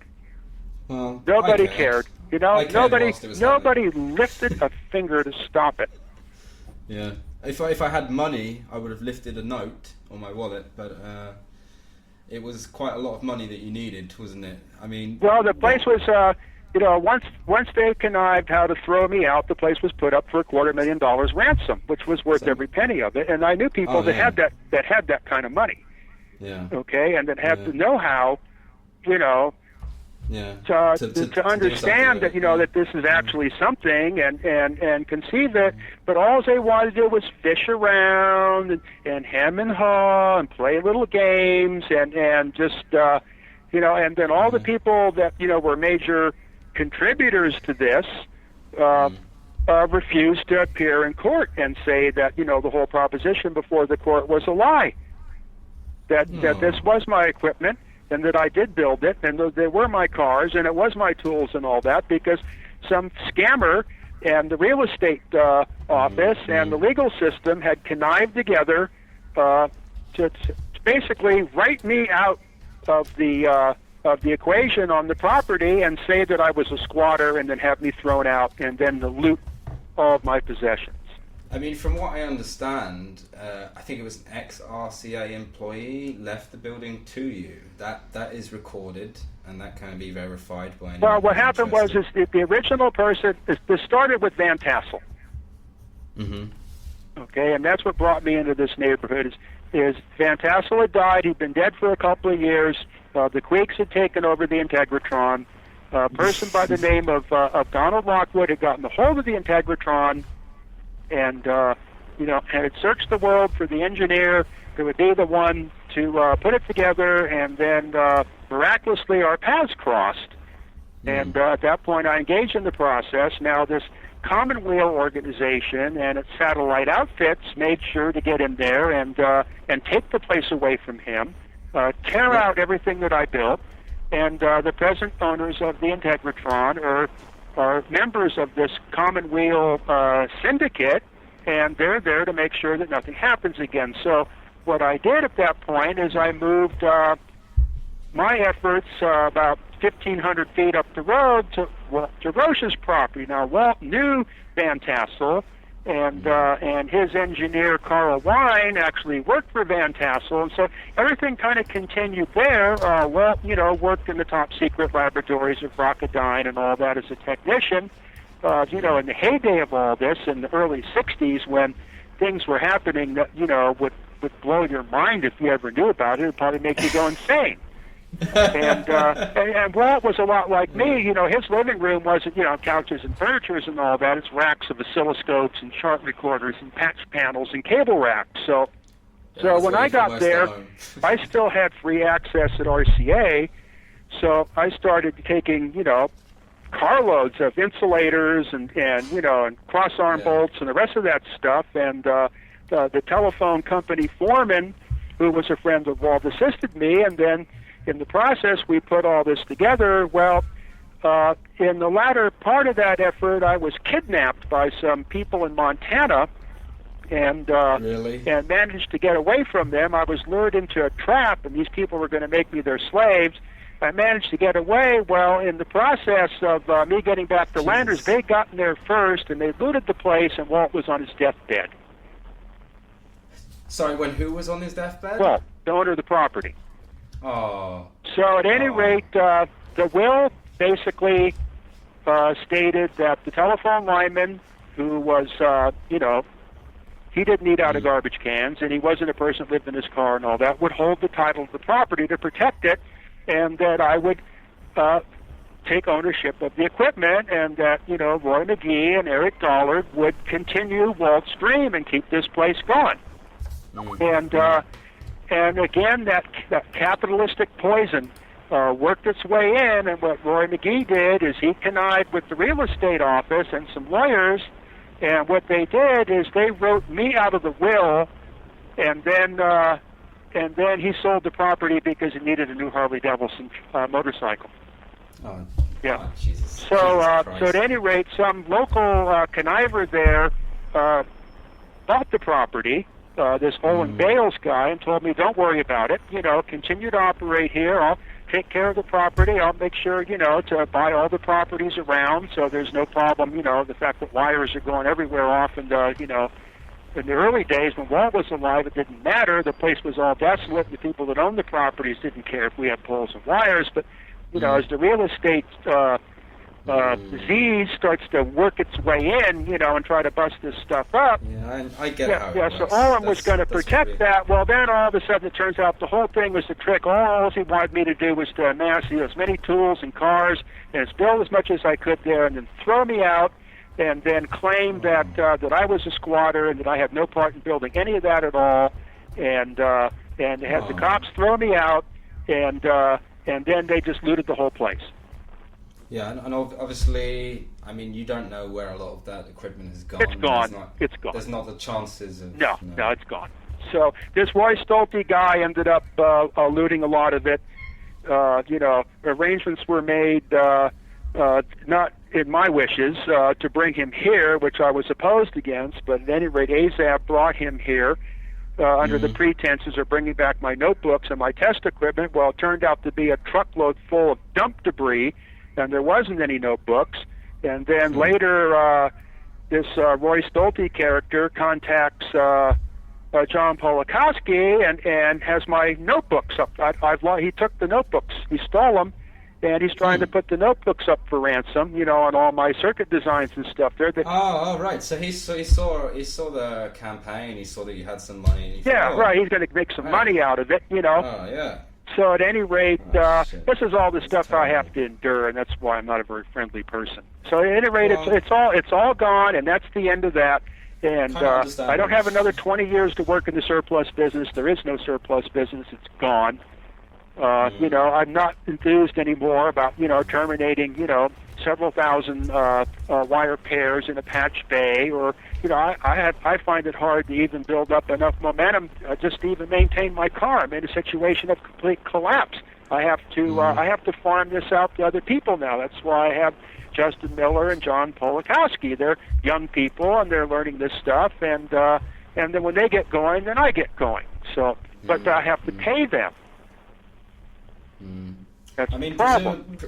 presumably, after all this has happened to you, I mean, it must be frustrating and upsetting and appalling in the most emotional, distressing way you could possibly imagine. But you keep on going, and you do stick at it. So, I mean, all I can think is that you really, really enjoy this work, or that you want to leave behind your achievements, and at the moment they've been stolen from you. Sorry, I've got a cat running around. I've got to let the cat out. Sorry, Eric. Could you just give me 1 second to let the cat out the door? Come on, what are you doing? Come on. Come on. Come on. Sorry about that, Eric. Yeah, well, again, it's not a romantic thing. This is just what I do. It's just like I tell people, it doesn't matter how many times you kick a coyote in the head, it's still going to eat chickens. Well, if there ever were an unromantic view of science, Eric, that's it. But I think that what you're doing is just great, and I'm pretty sure millions of other people will agree. I think... Well, there is the level of enjoyment out of it. Now basically, mostly all I can do is write. And, Right. And when I started this Lone Pine thing where I had nothing and my car was sabotaged and I had no references or no past notebooks, I began the process of completely rewriting the book on electricity, and that's going on right now as we speak. It's on my desk, and the process, I make all these discoveries. And when I make these discoveries, then that produces a positive sensation. And these are theoretical discoveries. That Yeah, you've written theoretical down. discoveries. You've quantified them with mathematics. I've seen the book, the Versa algebra one that's about to be released. It's very interesting, very detailed.